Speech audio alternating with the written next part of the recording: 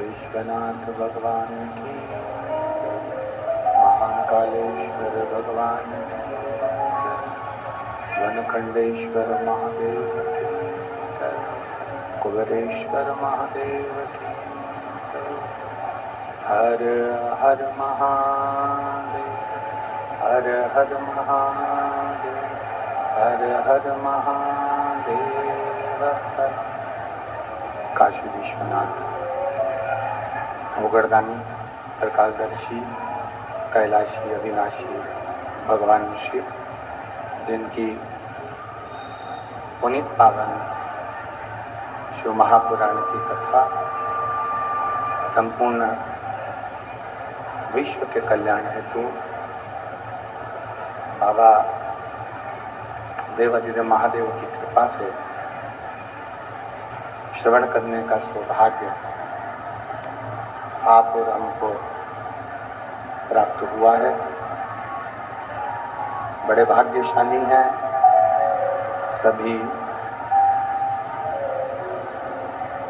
मैनपुरी उत्तर प्रदेश के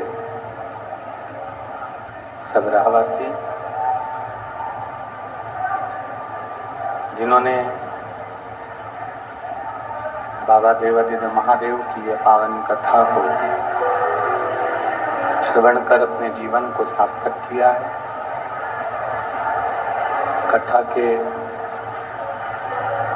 इस सुंदर वनखंडेश्वर धाम कमेटी श्री रानेश सिंह जी चौहान, श्रीमती अंजू चौहान, मैनपुरी, पीछे की आवाज, मैनपुरी उत्तर प्रदेश। एक बार जजमान परिवार के लिए जोरदार ताली बजाकर स्वागत, वंदन, अभिनंदन। जिन्होंने इस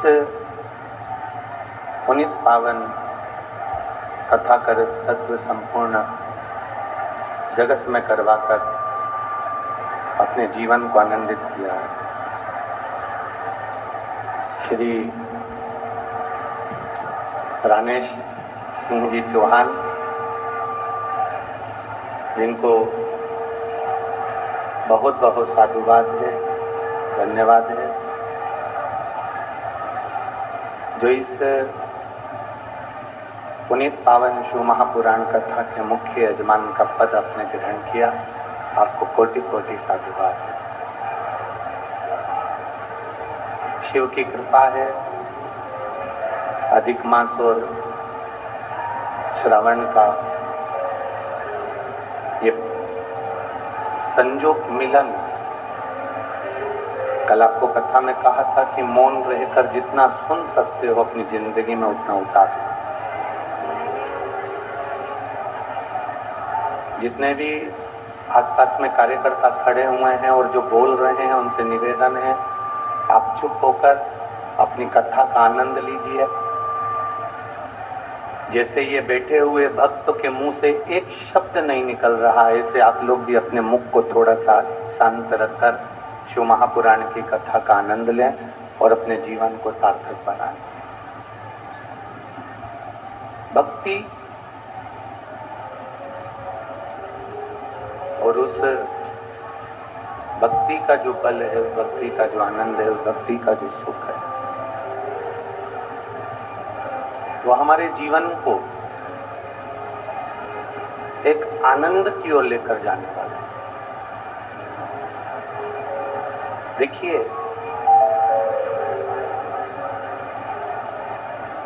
मरे हुए व्यक्ति को पीछे की आवाज नहीं जा रही है। मरे हुए व्यक्ति को लोग कंधे पर उठाकर लेकर जाते हैं। मरे हुए व्यक्ति के शरीर को लोग कंधे पर उठा लेते हैं। आवाज सेट करो। मरे हुए व्यक्ति को लोग कंधे पर ले जा रहे हैं, एकत्रित हो रहे हैं और वहां सहानुभूति भी दिखा रहे हैं।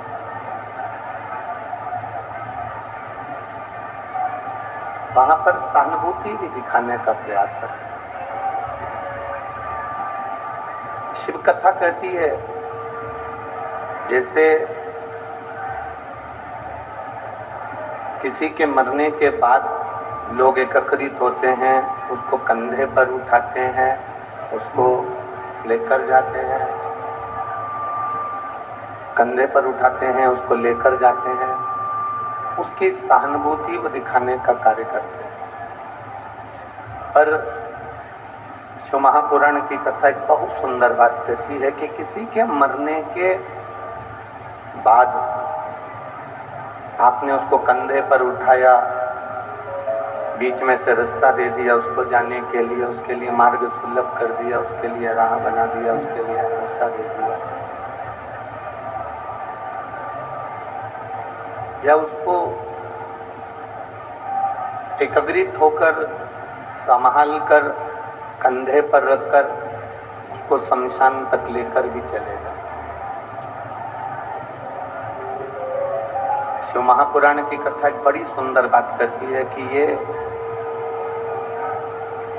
अगर मरने के बाद हम उसे कंधा दे रहे हैं, मरने के बाद उसको सहानुभूति दे रहे हैं, मरने के बाद उसको सहयोग कर रहे हैं, मरने के बाद हम एकत्रित होकर उसके लिए, उसकी आत्मा के लिए कामना कर रहे हैं, प्रभु से प्रार्थना कर रहे हैं, भगवान से विनती कर रहे हैं, तो क्यों ना मेरे देवादिदेव महादेव की कथा कहती है कि अगर वो जिंदा है, वो जीवित है, और जब तक वो अपने कर्म में लगा हुआ है, जीवित है, अपने कार्य में व्यस्त है, हम मरने के बाद भी तो उसको सपोर्ट करते हैं, हम मरने के बाद भी तो उसके कंधा देते हैं जब वो जिंदा रहे, और कहीं उसको अपनी जिंदगी में आपकी जरूरत पड़े तो मरने के बाद नहीं, शिव पुराण कहती है जीते जी सहयोग देने का प्रयास किया जाए। जीते जी जब हम किसी भटके हुए व्यक्ति को, जिसने मार्ग से विचित हो गया, मार्ग छोड़ दिया, मार्ग से निकल कर चले गया, वो मार्ग उसको नहीं मिल रहा है, हमने उसको मार्ग दिखाया है, तो उसमें हमारी श्रेष्ठता है, उसमें एक हमारा एक आनंद है। शिव महापुराण की कथा करती क्या है? शिव महापुराण की कथा करने का कार्य क्या करती है कि ये भटके हुए को मार्ग दिखाने का कार्य करती है। अगर कोई मार्ग से भटक रहा है, कोई मार्ग से विचित्र हो रहा है, तो ये शिव पुराण उसको मार्ग पर लाने का कार्य करती है। हम कितनी बड़ी कामना करते हैं, धर्म की, बोलो जम के बोलो, धर्म की जय हो, अधर्म का प्राणियों में विश्व का कल्याण। अब हमने कामना करी कि विश्व का कल्याण, हम एक कामना करते हैं कि पूरे विश्व में शांति हो, पूरे विश्व का कल्याण हो, पूरे विश्व में शांति का माहौल हो, हर जगह पर शांति बनी रहे, विश्व का कल्याण हो जाए और विश्व में शांति बनी रहे। और एक विचार करिएगा अपने भीतर, एक अनुभव अपने अंदर उतारिएगा, एक विचार अपने अंदर उतारिएगा। हमारे घर में 8 लोग रह रहे हैं, 7 लोग रह रहे हैं, 6 लोग रह रहे हैं, 4 लोग रह रहे हैं। हमारे भीतर हम कमा खूब रहे हैं, हम संपदा लाभी बहुत रहे हैं, 2-2, 3-3 दुकानें हम चला रहे हैं, 2-2, 4-4 व्यापार कर रहे हैं, बिजनेस कर रहे हैं या नौकरी कर रहे हैं, तो नौकरी के बाद भी हम साइड का कोई बिजनेस कर रहे हैं, कमा रहे हैं। पर हमारे भीतर वो शांति क्यों नहीं? हमारे भीतर वो सुख का अनुभव क्यों नहीं?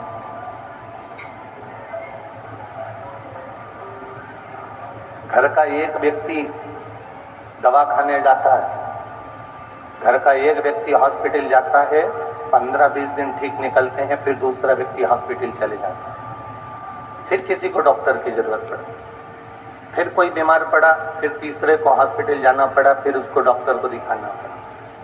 घर का छोटे से छोटा बच्चे से लेकर बड़े से बड़ा तक व्यक्ति डॉक्टर को दिखाने के लिए हर 1 महीने में, 2 महीने में, 4 महीने में, 6 महीने में, 3 महीने में, 5 महीने में जा रहा है।